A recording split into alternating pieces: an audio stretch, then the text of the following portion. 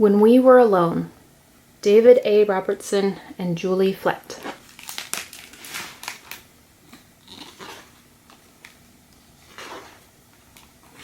Today I helped my kokom in her flower garden. She always wears colorful clothes. It's like she dresses in rainbows.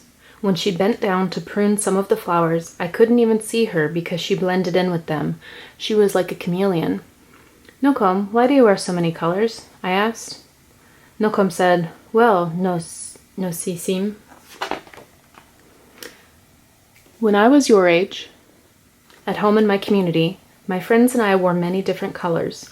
But at the school I went to, far away from home, they gave us different clothes to wear. All the children were dressed the same, and our clothes weren't colorful at all. We all mixed together like storm clouds."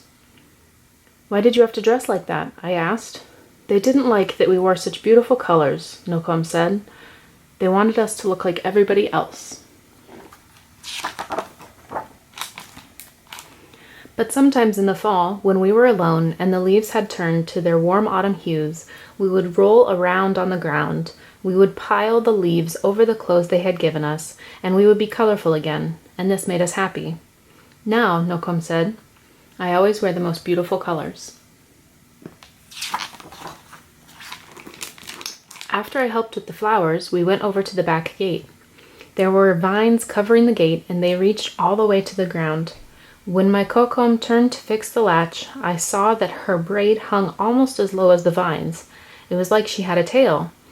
"Nokom, why do you wear your hair so long?" I asked. Nokom said, "Well, no sisim. When I was your age at home in my community, my friends and I grew our hair long, just like our people have always done. It made us feel strong and proud. But at the school I went to, far away from home, they cut off all our hair. Our strands of hair mixed together on the ground like blades of dead grass." "Why did you have to wear your hair like that?" I asked. "They didn't like that we were proud," Nokom said. "They wanted us to be like everybody else." But sometimes in the spring, when we were alone and the grass had grown so long and thick in the field, we would pick the blades from the ground. We would braid them into our short hair they had given us, and we would have long hair again, and this made us happy.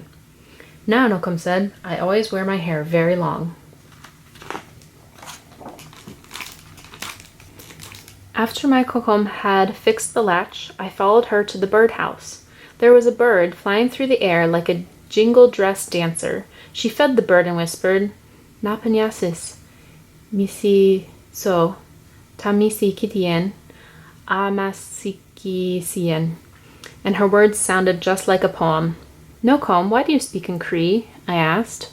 Nokom said, "Well, no sisim."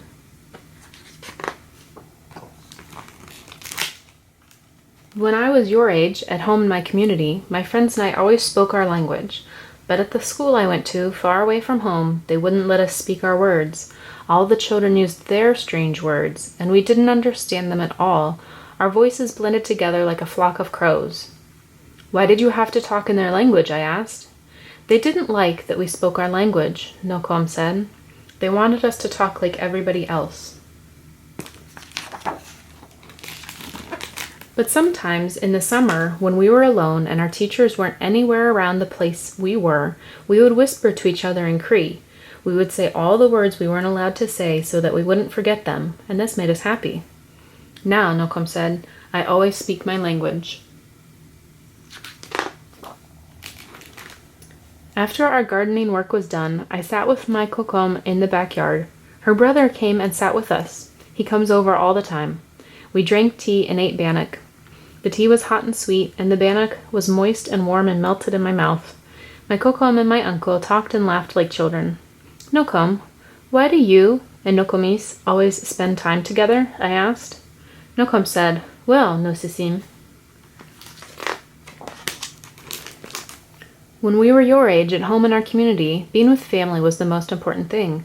We played with each other, did chores together, and shared everything.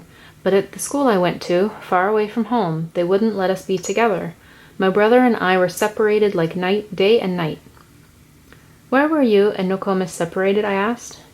"They didn't like when we were with family," Nokom said, "because when we were together, we thought too much of home."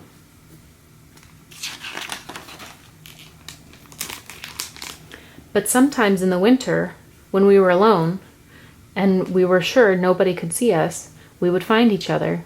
We would take off our mitts, and in the crisp, cold air, we would hold hands so we could be with each other, and this made us happy. Now, Nokom said as she reached over and held my uncle's hand in mine, I'm always with my family.